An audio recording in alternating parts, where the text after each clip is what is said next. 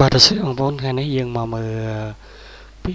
ចម្រោះប្រភេទធំបាទខាត6គុណនឹងខ្សែកម្ពស់66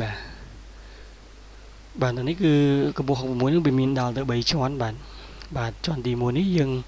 រៀបដាក់ថ្មដាក់ស្បៃមិនដាក់ថ្មដាក់ស្បៃចម្រោះបាទហើយយូរទៅវារៀបមាន3គណៈការយ៉ាងណាបាទជាន់ទី2នេះយើងដាក់ថ្មចម្រោះហើយជាន់ទី3យើងនឹងរៀបដាក់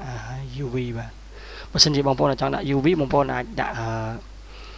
ថ្មចម្រោះថែមទៀតបានបាទអញ្ចឹងអានេះគឺប្រភេទសម្រាប់អាចຂະຫນាតអាងធំៗដល់បងប្អូនចង់បានដាក់អាងបងប្អូនបាទហើយទីទៀតយើងនឹងរៀបជាសិតដែលវាដាក់ក្នុងនឹងថាមានដាក់គេខ្លះឲ្យបងប្អូនមើលដែរបាទអរគុណ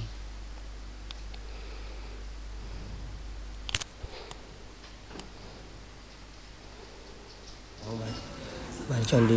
1ជាន់ទី2ហើយនេះជាន់ទី3បាទនេះយើងថតពីក្នុងហើយបាទនេះជាន់ទី1បាទជាន់ទី2នេះជាន់ទី3បាទចឹងជាដំបូងយើងរៀបជាន់ក្រោមគេបាទជាន់ទី3ដែលជាន់ទឹកនឹងចូលទៅក្នុងអាងបាទនេះវាមានស្នែវាមូលបានដូចក្នុងវីដេអូអញ្ចឹងបាទចឹងអានេះមូលយើងកំពុងតែតអាតយោចេញពីធុងចូលក្នុងអាងបាទហ្នឹងគឺវាមានវ៉ានពាក់ដូចក្នុងវីដេអូអញ្ចឹងប្រភេទធុងបាទធុងនេះគឺទំហំវា6 គុណ40បាទ6 គុណ40ហើយកម្ពស់វា6ទៀតបាទហើយសម្រាប់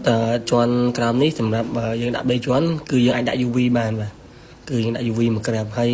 ពូ UV ហ្នឹងគឺដាក់ទៅក្នុងធុងនឹងមួយទេបាទទំហំ11 វ៉ាត់បាទហើយយើងបន្ទាប់ពីរៀបជាន់ក្រោមគេហើយរៀបជាន់ទី2បាទជាន់ទី2នេះដោយសារតែធុងធំអត់មានរាវអីគឺយើងដាក់ថ្មដើមចំនួន35ដើមបាទថ្មដើមបាទចឹងយើងរៀបថ្មឲ្យពេញមក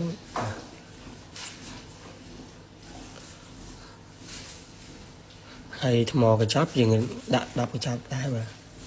ថ្មកញ្ចប់10កញ្ចប់បាទគឺយើងរៀបឲ្យពេញដូចនេះអញ្ចឹងហើយដោយសារតែថងជាន់ទី2នេះវានេះល្អអញ្ចឹងយើងដាក់ថែមស្បៃបាទថែមស្បៃពីផ្ទះនៅលើជាន់ទី2នេះដើម្បីយើងសម្រួលជួយសម្រាលមកដាក់ស្បៃនៅជាន់ទី1ក្រាស់ពេកបាទអញ្ចឹងយើងដាក់ស្បៃនៅជាន់ទី2នេះ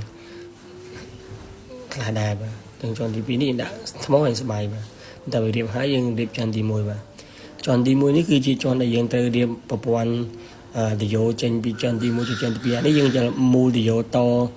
សម្រាប់ការពីកុំឲ្យស្ទះអញ្ចឹងអាហ្នឹងគឺឌីយ៉ូហើយវាបើសិនជាវាស្ទះអាចទៅពេញវានឹងធ្លាក់ចូលហើយនេះហើយវាចូលក្នុងជាន់ទី2ដែរយើងកុំឲ្យវាមានការលេចអីហើយនេះយើងតឌីយ៉ូនេះសម្រាប់មើលទឹកបាទនេះឌីយ៉ូយើងតពីម៉ូទ័រចូលក្នុងធុងបាទ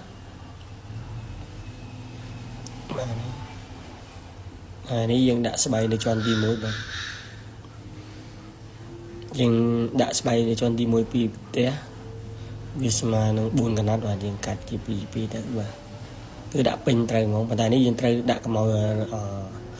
បាត់ហើយហ្នឹងគឺហើយនៅត្រូវការវាកម្អល់ពីស្ទះបាទអញ្ចឹងយើងចោះវាទៅកុំឲ្យវា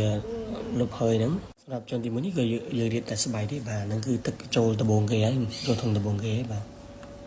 ហើយនេះគឺជាឌីយ៉ូដែលយើងតភ្ជាប់ពីម៉ូទ័រចូលទៅធុងបាទតែមកវានឹងធ្លាក់ទឹកជុំវិញឌីយ៉ូនេះហើយតែកាត់ស្បៃចូលទៅជាន់ទី2បាទជាន់ទី2អានេះមានhơiច្រាប់នៅដែរជាន់ទី2មានស្បៃមានថ្មហើយជាន់ទី3មាន UV ហើយធ្លាក់ចូលទៅក្នុងអាងទឹករបស់យើងបាទអញ្ចឹងមកវិញចង់បានអាចតាក់ទងតាមលេខដែលយើងដាក់ក្នុងវីដេអូនេះបាទអរគុណ